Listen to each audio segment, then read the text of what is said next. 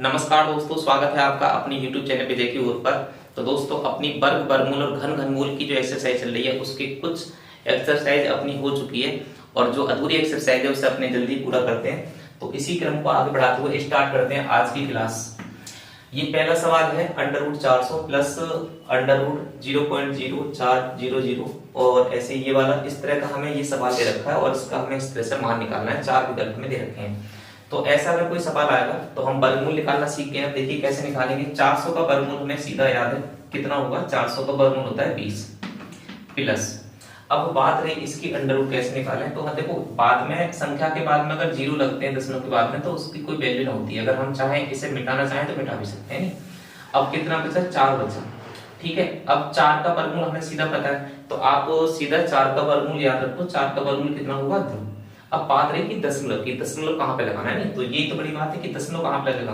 तो जब भी कभी वर्गमूल निकालना हो और दशमलव की संख्या का वर्गमूल निकालना हो तो हम दशमलव से इधर को बनाते हैं पेयर। कितने बनेंगे? तो पेयर कितना बन रहा है?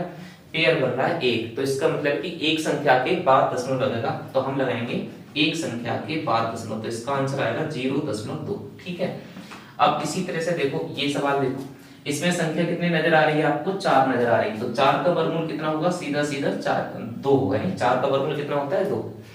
अब बात रही दशमलव लगाने की। तो दशमलव लगाने से पहले हम क्या करेंगे? पेयर बना लेंगे। तो दशमलव से देखो कितने पेयर बनने हैं। देखो 1 2 3। कितनी संख्याओं का पेयर बनना है? मतलब दो दो के पेयर कितने बने हैं? 3। तो इसका मतलब है कि दशमलव कितने के बाद लगेगा? 3 संख्याओं के बाद में। तो एक संख्या तो ये है और दो संख्या हम अपने 0 बढ़ा दे रहे हैं। तो इसका दशमलव कहां पे पड़ेगा? ये 0.002। तो इसका वर्गमूल ये आ गया, इसका ये आ गया और इसका ये, और बाद में अब क्या कर देना है? जोड़ देना है। तो 20 और 0.2 ये जो जोड़ेंगे तो कितना आएगा? 20.2 आ जाएगा। फिर देखो ये 0 आएगा और फिर कितना आएगा? 2। तो इसका जो सही आंसर होगा वो होगा 20.202। अब देख लो इसमें से कौन सा विकल्प सही है। तो अपना विकल्प सी इस सवाल का बिल्कुल सही है। देखिए दोस्तों, ये वाला जो सवाल है दूसरा, इस पे क्या दे रखा है? √3 की पावर 4 12 की पावर 2 इसका मान हमें ज्ञात करना है। और ये चार विकल्प में दे रखे हैं 13 15 17 19। तो देखिए इस सवाल का अगर हम निकालना होगा तो हमें क्या करेंगे? 3 की पावर पहले 4 करेंगे, पहले अंडर रूट के जो नीचे वैल्यू उसे सॉल्व करेंगे। तो देखो हम कैसे करेंगे इसे। 3 की पावर 4 का मान कितना होगा? तो इसका मतलब है, देखो कभी कभी गलती कर देते हैं, 3 चौक 12 यानी 3 चौक 12 कर दिया जी, हो गया काम। इतनी जल्दी इस तरह से ना करना है। यानी कुछ लोग गलती कर देते हैं कि 3 की पावर 4। 3 की पावर 4 का मतलब है कि 3 गुणा 3 गुणा 3 गुणा 3, ये मतलब होगा। यानी 3 की 9 9 3 27 27 की कितना होगा? 81। ऐसी 12 का स्क्वायर मतलब क्या होता है? 12 की 2 बार गुणा, 12 गुणा 12 12 12 दूनी 24 ना, यानी 12 गुणा 12। तो अब इसे सॉल्व करेंगे तो कितना हो जाएगा? ये हो जाएगा अपना 3 3 9 3 27 3 81 है। आप डायरेक्ट भी कर सकते हो लेकिन मैंने एक चीज करके दिखा रहा हूँ ताकि आपको समझ में आ जाए। तो ये कितना हो जाएगा? 3 की पावर 4 का मान 81 प्लस 12 की पावर 2 का मान कितना होगा? 144 है। डायरेक्ट आप लिख सकते हो। अब 81 और 144 को हम ऐड कर दे रहे हैं तो ये वैल्यू कितनी आ जाएगी? ये वैल्यू आ जाएगी 4 और 1 5 और 8 और 4 12 और एक कैरी का लगा कितना हो जाएगा? 2, यानी तो 225 हो गया। अब √225 का मान हमें याद होता है। √225 का मान कितना होता है? तो √225 का मान होता है 15, यानी 15 का वर्ग करोगे तो कितना आएगा? 225। तो इस तरह से इस सवाल का जो आंसर है बी विकल्प में रखा है आपका 15। तो इस तरह से आसानी से आप ये सवाल कर सकते हो। आइए दोस्तों, अब करते हैं अपना तीसरा सवाल। देखिए तीसरे सवाल में दे रखा है यदि √35 का मान दे रखा है 5.916 तो हमें √7/5 का मान हमें ज्ञात करना है। और ये चार विकल्प हमारे सामने दे रखे हैं। तो देखिए इसे किस तरह से करेंगे। हमें दे रखा है √35 का मान, तो इसका मतलब है कि अगर √35 का मान हमें दे रखा है तो इसका कहीं ना कहीं यूटिलाइज हुआ है। अब यूटिलाइज कैसे करेंगे इसे? देखो हमें 7/5 दे रखा है तो हम क्या करेंगे? सबसे पहले इस जगह हमें कहीं 35 का बनाना है। 35 किस तरह से करेंगे? तो ये दे रखा है हमें √7/5। अब मुझे 35 बनाने हैं तो मैं क्या करूंगा? ऊपर नीचे 5 से गुणा, ठीक है ना। भाई मुझे 35 बनाना है 7 से, तो मैं 5 से तो 35 बनाऊंगा तो 7 से गुणा करनी पड़ेगी, तो बटे में 35 आ जाएंगे। लेकिन ऊपर बना लूं 35 है नहीं, तो ऊपर बनाने के लिए क्या करेंगे? 5 से गुणा। अब 5 से गुणा करेंगे तो ऊपर कितना हो गया? ऊपर हो गया 35 है नहीं, और नीचे कितना हो जाएगा? 25।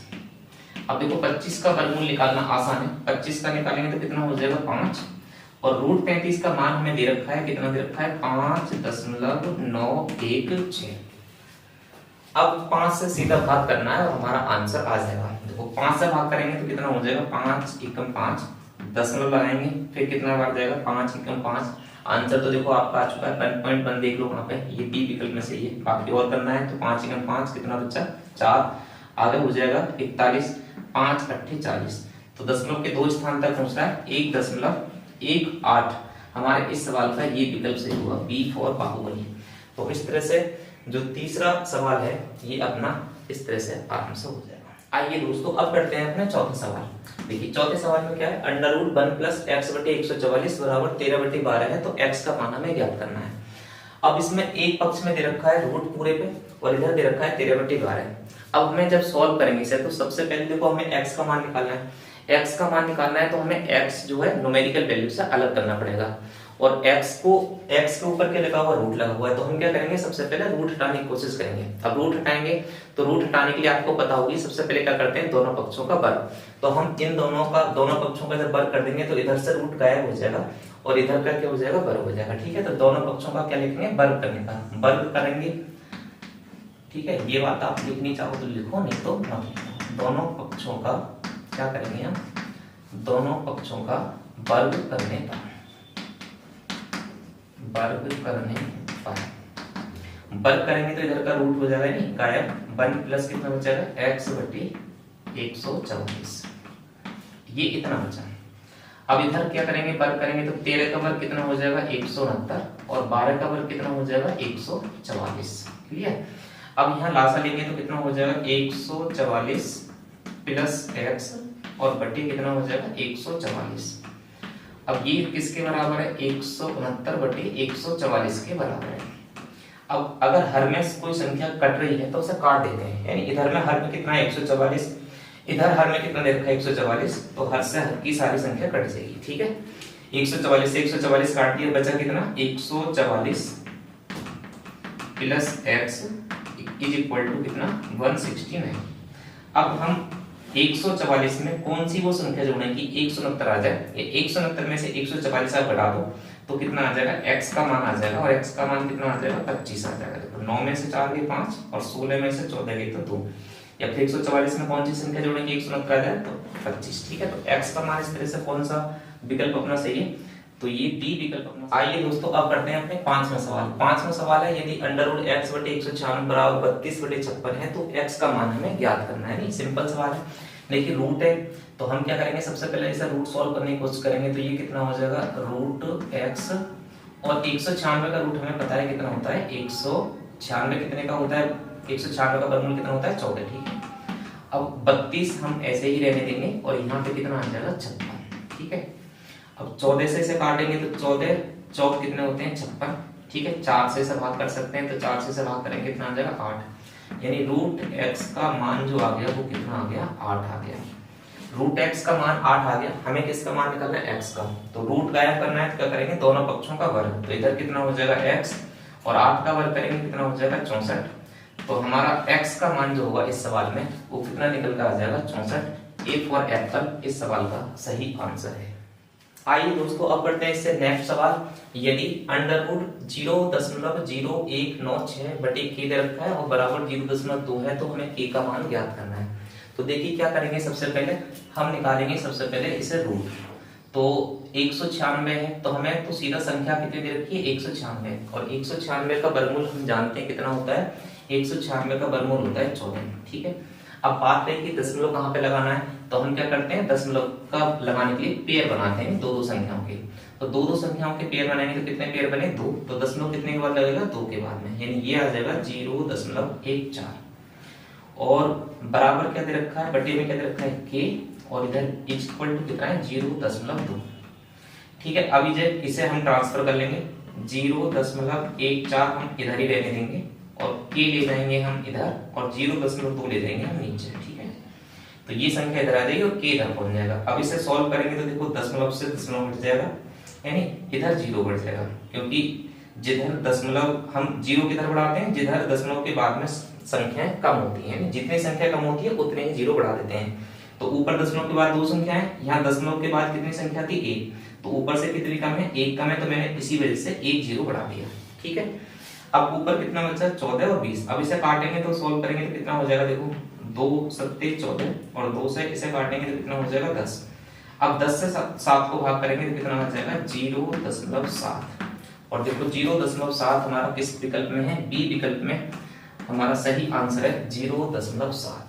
आइए दोस्तों अब करते हैं इसे नेक्स्ट सवाल। और नेक्स्ट क्वेश्चन अपना क्या है कि under x inverse y into under y inverse z into under z inverse x, और हमें इसे सॉल्व करके बताना है। और ये 4 विकल्प अपने दे रखे हैं।